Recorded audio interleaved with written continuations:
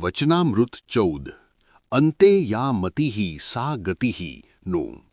સ્વામિનારાયણ હરે સંવત 1876ના માગશર વદી બીજને દિવસ સ્વામી શ્રી સહજાનંદજી મહારાજ શ્રી ગઢડા મધ્યે દાદા ખાચરના દરબારમાં શ્રી વાસુદેવ નારાયણના મંદિર આગળ લીમડાના વૃક્ષ હેઠે ઢોલિયા ઉપર દક્ષિણાદે મુખારવિંદે વિરાજમાન હતા અને માથે ધોળી પાગ બાંધી હતી અને ધોળો ખેસ પહેર્યો હતો અને ધોળી ચાદર ઓઢી હતી અને પીળા પુષ્પના તોરા પાગમાં વિરાજમાન હતા અને બે કાન ઉપર પીળા પુષ્પના ગુચ્છ વિરાજમાન હતા અને તે ગુચ્છની ઉપર ગુલાબના પુષ્પ વિરાજમાન હતા અને કંઠને વિશે પીળા પુષ્પના હાર વિરાજમાન હતા અને જમણા હાથમાં ધોળું જે સેવતીનું પુષ્પ તેને ફેરવતા હતા અને પોતાના મુખારવિંદની આગળ મુનિ તથા દેશ-દેશના હરિભક્તની સભા ભરાઈને બેઠી હતી। પછી શ્રીજી મહારાજે મુનિ પ્રત્યે પ્રશ્ન પૂછ્યો જે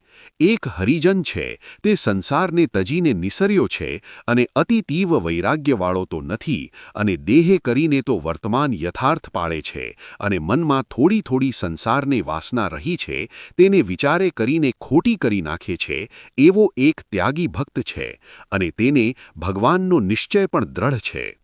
અને વળી બીજો ગૃહસ્થ ભક્ત છે તેને પણ ભગવાનનો નિશ્ચય દ્રઢ છે અને આજ્ઞાએ કરીને ઘરમાં રહ્યો છે અને સંસાર થકી ઉદાસ છે અને જેટલી ત્યાગીને જગતમાં વાસના છે તેટલી તે ગૃહસ્થને પણ વાસના છે એ બે જે ભગવાનના ભક્ત તેમાં કોણ શ્રેષ્ઠ?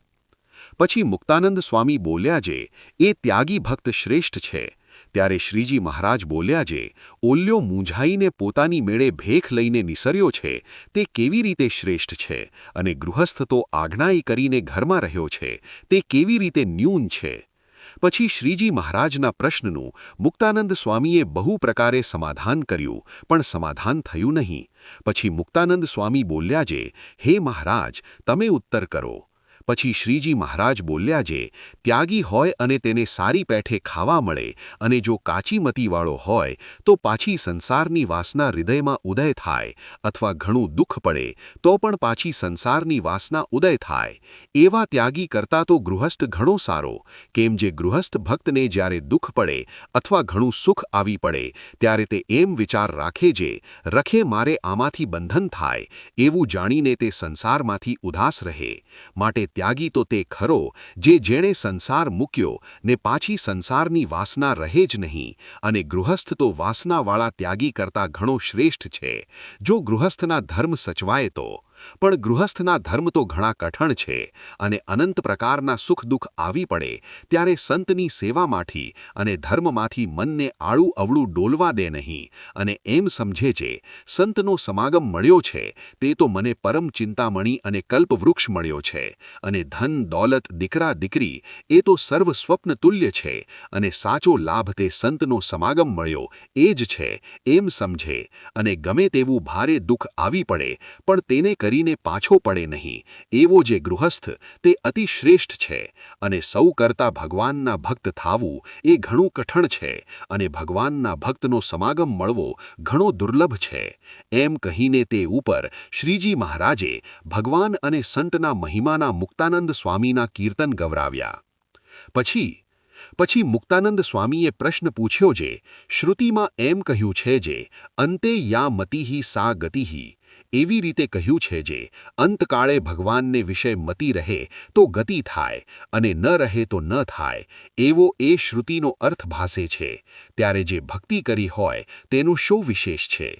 પછી શ્રીજી મહારાજ બોલ્યા જે જેને સાક્ષાત ભગવાનની પ્રાપ્તિ થઈ છે તેને અંતકાળે સ્મૃતિ રહે અથવા ન રહે તો પણ તેનું અકલ્યાણ થાય નહીં તેની તો ભગવાન રક્ષા કરે છે અને જે ભગવાન થકી વિમુખ છે તે તો બોલતા ચાલતા દેહ મૂકે છે તો પણ તેનું કલ્યાણ થાતું નથી અને મરીને યમપુરીમાં જાય છે અને કેટલાક પાપી કસાઈ હોય તે બોલતા ચાલતા દેહ મૂકે છે અને ભગવાનનો ભક્ત હોય અને તેનું અકાળ મૃત્યુ થયું તે માટે શું તેનું અકલ્યાણ થશે અને તે પાપીનું શું કલ્યાણ થશે? નહીં જ થાય। ત્યારે એ શ્રુતિનો અર્થ એમ કરવો છે, જેવી હમણાં એને મતિ છે તેવી અંતકાળે ગતિ થાય છે, માટે તે જે ભક્ત છે તેની મતિમાં એમ રહ્યું છે જે મારું કલ્યાણ તો થઈ રહ્યું છે, તો તેનું કલ્યાણ અંતકાળે થઈ જ રહ્યું છે.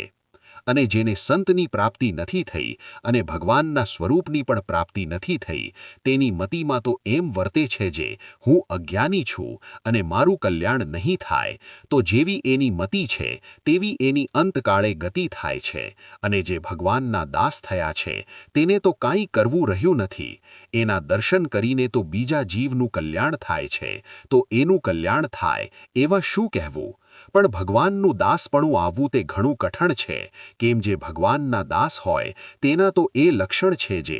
દેહને મિથ્યા જાણે અને પોતાના આત્માને સત્ય જાણે, અને પોતાના જે સ્વામી તેને ભોગવવાના જે પદાર્થ તેને પોતે ભોગવવાને અર્થે ઈચ્છે જ નહીં, અને પોતાના સ્વામીનું ગમતું મૂકીને બીજું આચરણ કરે જ નહીં, એવો હોય તે હરિનો દાસ કહેવાય. ને જે હરિનો દાસ હોય ને દેહરૂપે વર્તે તે તો પ્રાકૃત ભક્ત કહેવાય.